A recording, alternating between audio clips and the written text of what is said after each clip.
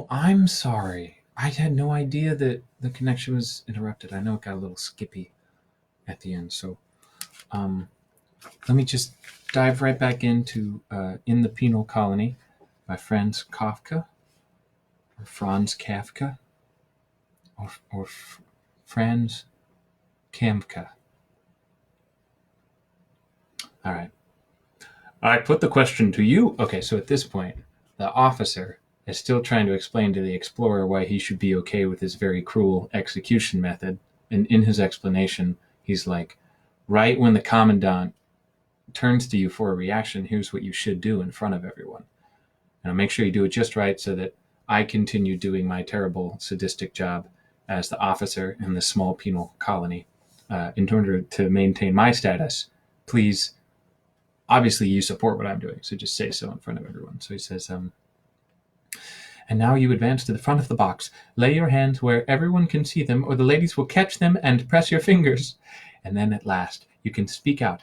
I don't know how I'm going to endure the tension of waiting for that moment. Don't put any restraint on yourself when you make your speech. Publish the truth aloud. Lean over the front of the box. Shout. Yes, indeed. Shout your verdict, your unshakable conviction at the commandant. Yet, perhaps you wouldn't care to do that. It's not in keeping with your character and your country. Perhaps people do these things differently. Well, that's all right, too. That will be quite as effective. Don't even stand up. Just say a few words, even in a whisper, so that only the officials beneath you will hear them. That will quite enough. That will quite enough. You don't even need to mention the lack of public support for the execution, the creaking wheel, the broken strap, the filthy gag of felt. No, I'll take all that upon me, and believe me, if my indictment doesn't drive him out of the conference hall, it will force him to his knees to make the acknowledgment. Old Commandant, I humble myself before you. That is my plan. Will you help me to carry it out? But of course you are willing. What is more, you must. And the officer seized the explorer by both arms and gazed, breathing heavily, into his face. He had shouted the last sentence so loudly that even the soldier and the condemned man were startled into attending. They had not understood a word, but they stopped eating and looked over at the explorer, chewing their previous mouthfuls. From the very beginning, the explorer had no doubt about what answer he must give. In his lifetime, he had experienced too much to have any uncertainty here. He was fundamentally honorable and unafraid, and yet now, facing the soldier and the condemned man, he did hesitate. For as long as it took to draw one breath, at last, however, he said, as he had to, no. The officer blinked several times, but did not turn his eyes away. Would you like me to explain? Asked the explorer. The officer nodded wordlessly. I do not approve of your procedure, said the explorer then. Even before you took me into your confidence, of course, I shall never in any circumstances betray your confidence. I was already wondering whether it would be my duty to intervene, and whether my intervention would have the slightest chance of success. I realized to whom I ought to turn, to the commandant, of course. You have made that fact even clearer, but without having strengthened my resolution. On the contrary, your sincere conviction has touched me, even though it cannot influence my judgment. The officer remained mute, turned to the machine, caught hold of a brass rod, and then, leaning back a little, gazed at the designer as if to assure himself that all was in order. The soldier and the condemned man seemed to have come to some understanding. The condemned man was making signs to the soldier, difficult though his movements were because of the tight straps. The soldier was bending down to him. The condemned man whispered something, and the soldier nodded. The explorer followed the officer and said, You don't know yet what I mean to do. I shall tell the commandant what I think of the procedure, certainly, but not at a public conference, only in private. Nor shall I stay here long enough to attend any conference. I am going away early tomorrow morning, or at least embarking on my ship. It did not look as if the officer had been listening. So you did not find the procedure convincing, he said to himself, and smiled, as an old man smiles at childish nonsense, and yet pursues his own meditations behind the smile.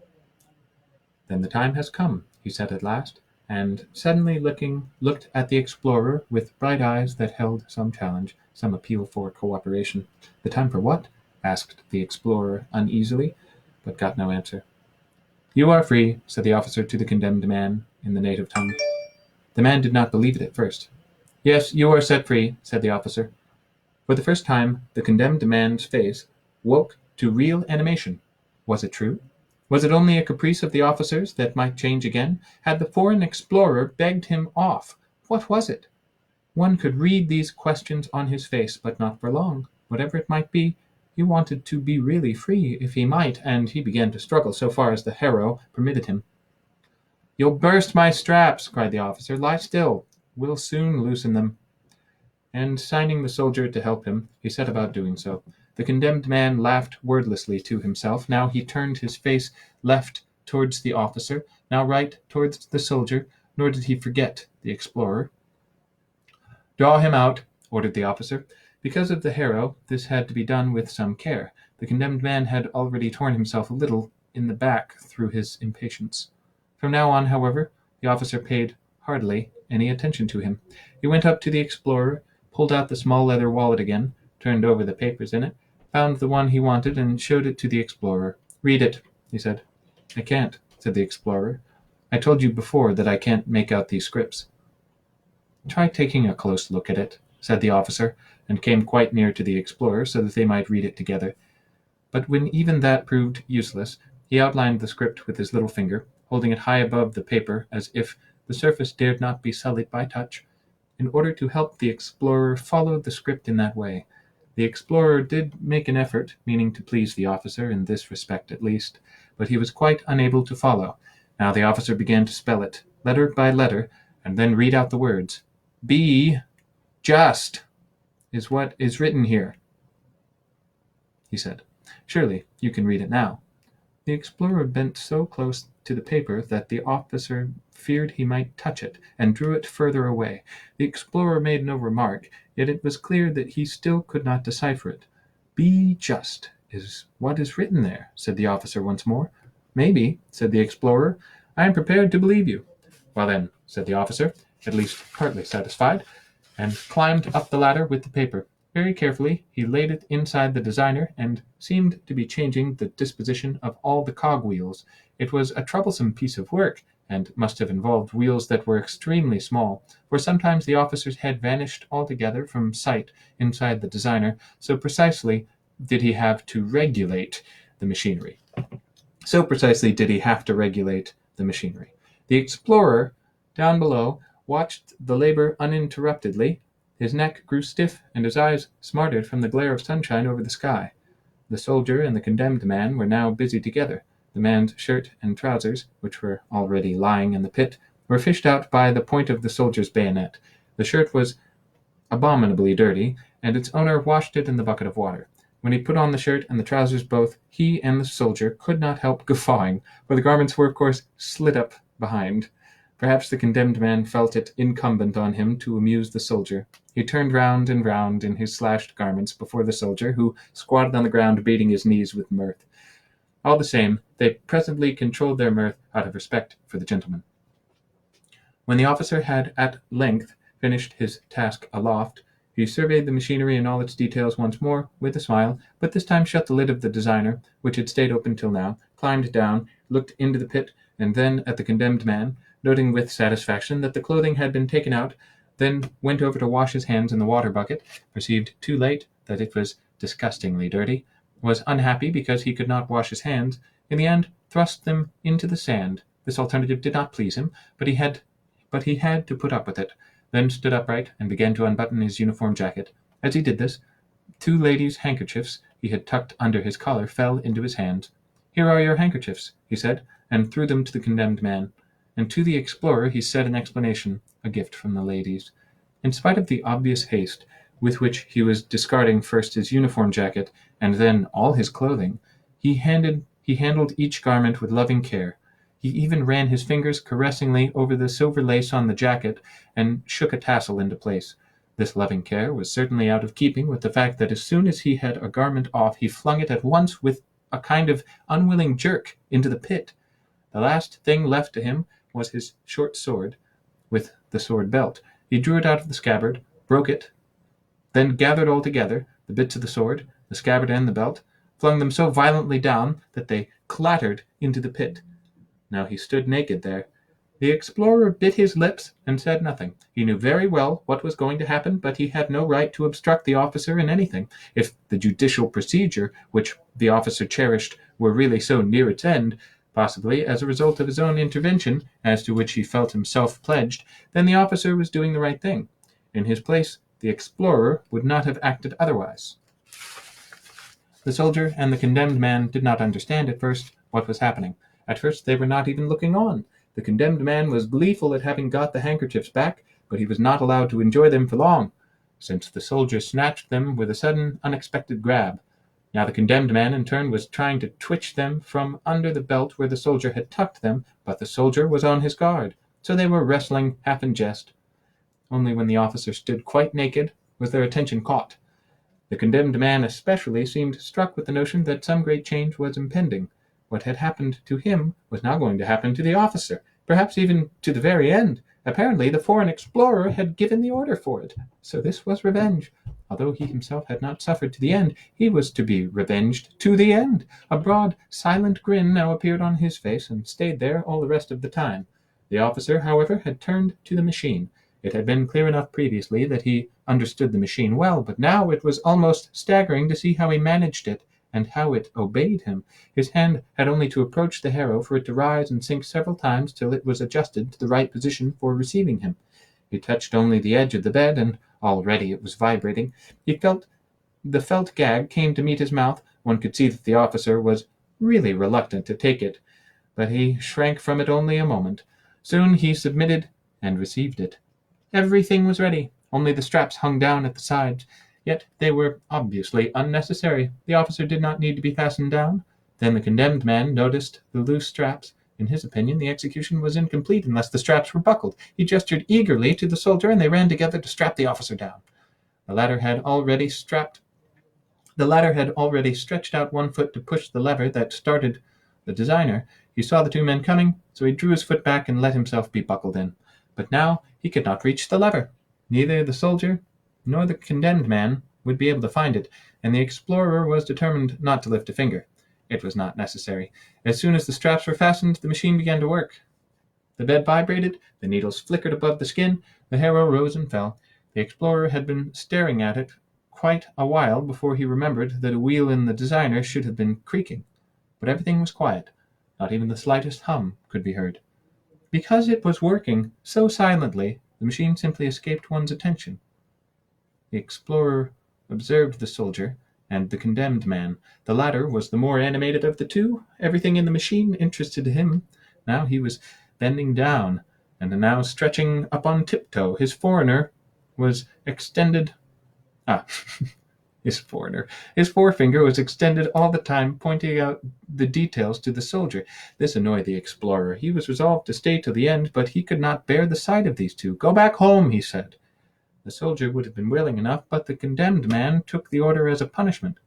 With clasped hands he implored to be allowed to stay, and when the explorer shook his head and would not relent, he even went down on his knees. The explorer saw that it was no use merely giving orders. He was on the point of going over and driving them away. At that moment he heard a noise above him in the designer. He looked up. Was that cogwheel going to make trouble after all? But it was something quite different. Slowly the lid of the designer rose up and then clicked wide open. The teeth of a cogwheel showed themselves and rose higher. Soon the whole wheel was visible. It was as if some enormous force were squeezing the designer so that there was no longer room for the wheel. The wheel moved up till it came to the very edge of the designer, fell down, rolled along the sand a little on its rim, and then lay flat. But a second wheel was already rising after it, followed by many others, large and small and indistinguishably minute. The same thing happened to all of them. At every moment one imagined the designer must now really be empty, but another complex of numerous wheels was already rising into sight, falling down, trundling along the sand, and lying flat. This phenomenon made the condemned man completely forget the explorer's command. The cogwheels fascinated him. He was always trying to catch one, and at the same time urging the soldier to help. but always drew back his hand in alarm, for another wheel always came hopping along, which, at least on its first advance, scared him off. The explorer, on the other hand, felt greatly troubled. The machine was obviously going to pieces. Its silent working was a delusion. He had a feeling that he must now stand by the officer, since the officer was no longer able to look after himself, but while the tumbling cogwheels absorbed his whole attention, he had forgotten to keep an eye on the rest of the machine. Now that the last cogwheel had left the designer, however, he bent over the harrow and had a new and still more unpleasant surprise. The harrow was not writing. It was only jabbing, and the bed was not turning the body over, but only bringing it up quivering against the needles. The explorer wanted to do something, if possible, to bring the whole machine to a standstill, for this was no exquisite torture such as the officer desired. This was plain murder. He stretched out his hands, but at that moment the harrow rose with the blood. The harrow rose with the body spitted on it, and moved to the side, as it usually did only when the 12th hour had come. Blood was flowing in 100 different streams, not mingled with water. The water jets, too, had failed to function, and now the last action failed to fulfill itself. The body did not drop off the long needles. Streaming with blood, it went on hanging over the pit without falling into it. The harrow tried to move back to its old position, but as if it had itself noticed that it had not yet got rid of its burden, it stuck after all where it was, over the pit. "Come and help," cried the explorer to the other two, and himself seized the officer's feet. He wanted to push against the feet while the other seized the head from the opposite side, and so the officer might be slowly eased off the needles, but the other two could not make up their minds to come. The condemned man actually turned away. The explorer had to go over to them and force them into position at the officer's head, and here, almost against his will, he had to look at the face of the corpse. It was as it had been in life. No sign was visible of the promised redemption. What the others had found in the machine, the officer had not found. The lips were firmly pressed together. The eyes were open with the same expression as in life. The look was calm and convinced. Through the forehead went the point of the great iron spike. As the explorer, with the soldier and the condemned man behind him, reached the first houses of the colony, the soldier pointed to one of them and said, "There is the tea-house." In the ground floor of the house was a deep, low, cavernous space, its walls and ceiling blackened with smoke. It was open to the road all along its length. Although this tea-house was very little different from the other houses of the colony, which were all very dilapidated, even up to the commandant's palatial headquarters, it made on the explorer...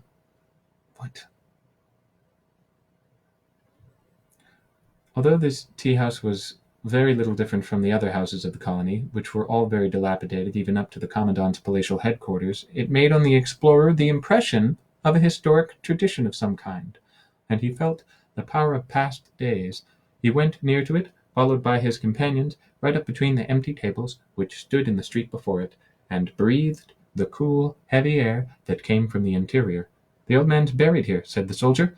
"The priest wouldn't let him lie in the churchyard. Nobody knew where to bury him for a while, but in the end they buried him here. The officer never told you about that, for sure, because of course that's what he was most ashamed of. He even tried several times to dig the old man up by night, but he was always chased away." "Where's the grave?" asked the explorer, who found it impossible to believe the soldier. At once both of them, the soldier and the condemned man, ran before him, pointing with outstretched hands in the direction where the grave should be. They led the explorer right up to the back wall, where guests were sitting at a few tables. They were apparently dock laborers, strong men with short, glistening, full black beards. None had a jacket. Their shirts were torn. They were poor, humble creatures. As the explorer drew near, some of them got up, pressed close to the wall, and stared at him. "It's a foreigner," ran the whisper around him. "He wants to see the grave." They pushed one of the tables aside, and under it there was a real gravestone. There was really a gravestone. It was a simple stone, low enough to be covered by a table.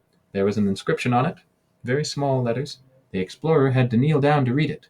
This was what it said: "Here rests the old commandant. His adherents, who now must be nameless, have dug this grave and set up this stone. There is a prophecy that after a certain number of years the commandant will rise again and lead his adherents from this house to recover the colony. Have faith and wait."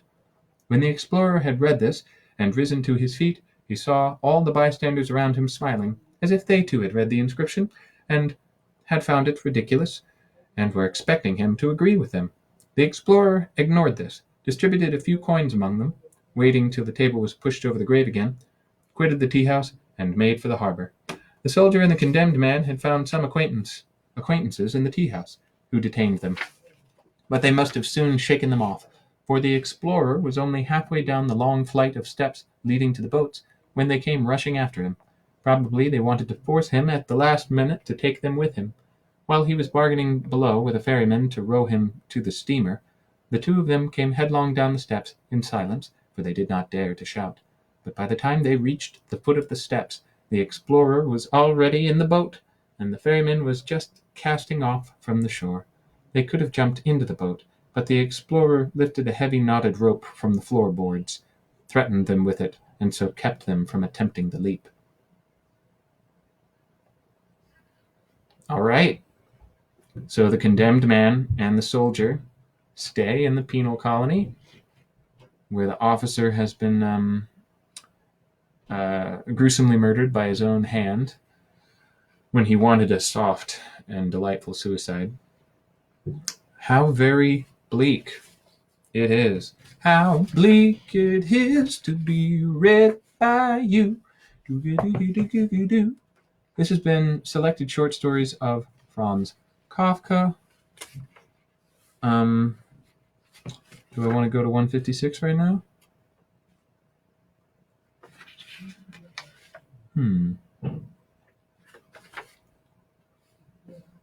I'll read A Country Doctor, which is short, and then I'll save the last one, The Great Wall of China.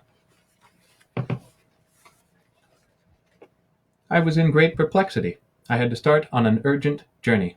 A seriously ill patient was waiting for me in a village 10 miles off. A thick blizzard of snow filled all the wide spaces between him and me. I had a light gig, with big wheels, exactly right for our country roads, muffled in furs, my bag of instruments in my hand. I was in the courtyard, all ready for my journey, but there was no horse to be had. No horse. My own horse had died in the night, worn out by the fatigues of this icy winter. My servant girl was now running round the village, trying to borrow a horse, but it was hopeless. I knew it, and I stood there forlornly, with the snow gathering more and more thickly upon me, more and more unable to move. In the gateway the girl appeared, alone, and waved the lantern. Of course, who would lend a horse at this time for such a journey? I strode through the courtyard once more. I could see no way out. In my confused distress, I kicked at the dilapidated door of the year-long uninhabited pigsty. It flew open and flapped to and fro on its hinges. The steam and smell as of horses came out from it. A dim stable lantern was swinging inside from a rope. A man, crouching on his hams in that low space, showed an open, blue-eyed face. "Shall I yoke up?" he asked, crawling out on all fours. I did not know what to say, and merely stooped down to see what else was in the sty. The servant girl was standing beside me. "You never know what you're going to find in your own house," she said, and we both laughed. "Hey there, brother! Hey there, sister!" called the groom, and two horses, enormous creatures with powerful flanks, one after the other, their legs tucked close to their bodies, each well-shaped head lowered like a camel's by sheer strength of buttocking, squeezed out through the door-hole, which they filled entirely, but at once they were standing up, their legs long, and their bodies steaming thickly. "Give him a hand," I said, and the willing girl hurried to help the groom with the harnessing. Yet hardly was she beside him when the groom clipped hold of her and pushed his face against hers. She screamed and fled back to me. On her cheek stood out in red the marks of 2 rows of teeth. "You brute!" I yelled in fury. "Do you want a whipping?" But in the same moment reflected that the man was a stranger, that I did not know where he came from, and that of his own free will he was helping me out when everyone else had failed me. As if he knew my thoughts, he took no offence at my threat, but, still busied with the horses, only turned round once towards me. "Get in," he said then, and indeed everything was ready. A magnificent pair of horses, I observed, such as I had never sat behind, and I climbed in happily. "But I'll drive. You don't know the way," I said. "Of course," said he. "I'm not coming with you anyway. I'm staying with Rose." "No!" shrieked Rose, fleeing into the house with a justified presentiment that her fate was inescapable. I heard the door chain rattle as she pulled it up. I heard the key turn in the lock. I could see, moreover, how she put out the lights in the entrance hall, and in further flight all through the rooms to keep herself from being discovered. "You're coming with me," I said to the groom, "or I won't go, urgent as my journey is. I'm not thinking of paying for it by handing the girl over to you." "Gee up," he says, clapped his hands. The gig whirled off like a log in a fresh net. I can just hear the door of my house splitting and bursting as the groom charged at it, and then I was deafened and blinded by a storming rush that steadily buffeted all my senses. But this only for a moment, since, as if my patient's farmyard had opened out just before my courtyard gate, I was already there. The horses had come quietly to a standstill. The blizzard had stopped. Moonlight all around. My patient's parents hurried out of the house, his sister behind them. I was almost lifted out of the gig. From their confused ejaculations I gathered not a word. In the sick room the air was almost unbreathable, the neglected stove smoking. I wanted to push open a window, but first I had to look at my patient. Gaunt, without any fever, not cold, not warm, with vacant eyes, without a shirt, the youngster heaved himself up from under the feather bedding, threw his arms around my neck, and whispered in my ear, "Doctor, let me die." I glanced round the room. No one had heard it. The parents were leaning forward in silence, waiting for my verdict. The sister had set a chair for my handbag. I opened the bag and hunted among my instruments. The boy kept clutching at me from his bed to remind me of his entreaty. I picked up a pair of tweezers, examined them in the candlelight, and laid them down again. Yes, I thought blasphemously. In cases like this, the gods are helpful. Send the missing horse. Add it to a second because of the urgency. And to crown everything, bestow even a groom. And only now did I remember Rose again. What was I to do? How could I rescue her? How could I pull her away from under that groom at 10 miles distance, with a team of horses I couldn't control? These horses, now, they had somehow slipped the reins loose, pushed the windows open from outside. I did not know how. Each of them had stuck a head in at a window, and quite unmoved by the startled cries of the family, stood eyeing the patient. Better go back at once, I thought, as if the horses were summoning me to the return journey. Yet I permitted the patient's sister, who fancied that I was dazed by the heat, to take my fur coat from me. A glass of rum was poured out for me. The old man clapped me on the shoulder. A familiarity justified by this offer of his treasure. I shook my head. In the narrow confines of the old man's thoughts I felt ill. That was my only reason for refusing the drink. The mother stood by the bedside and cajoled me towards it. I yielded, and while one of the horses whinnied loudly to the ceiling, I laid my head to the boy's breast, which shivered under my wet beard. I confirmed what I already knew. The boy was quite sound, something a little wrong with his circulation, saturated with coffee by his solicitous mother, but sound, and best turned out of bed with one shove. I am no world reformer, and so I let him lie. I was the district doctor, and did my duty to the uttermost, to the point where it became almost too much. I was badly paid, and yet generous and helpful to the poor. I had still to see that Rose was all right, and then the boy might have his way, and I wanted to die too.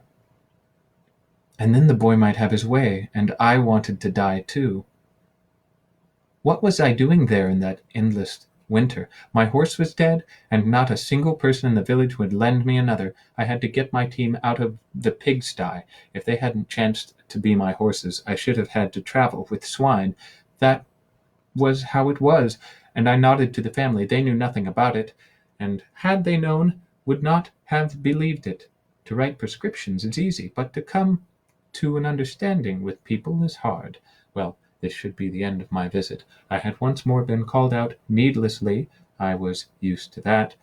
The whole district made my life a torment with my night bell, but that I should have to sacrifice Rose this time as well, the pretty girl who had lived in my house for years almost without my noticing her, that sacrifice was too much to ask, and I had somehow to get it reasoned out in my head with the help of what craft I could muster, in order not to let fly at this family, which, with the best will in the world, could not restore Rose to me. But as I shut my bag and put an arm out for my fur coat, the family meanwhile standing together, the father sniffing at the glass of rum in his hand, the mother apparently disappointed in me. Why, what do people expect? Biting her lips with tears in her eyes, the sister fluttering a blood-soaked towel.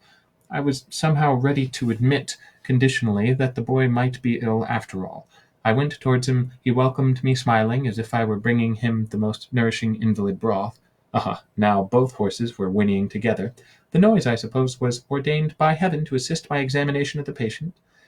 And this time I discovered that the boy was indeed ill.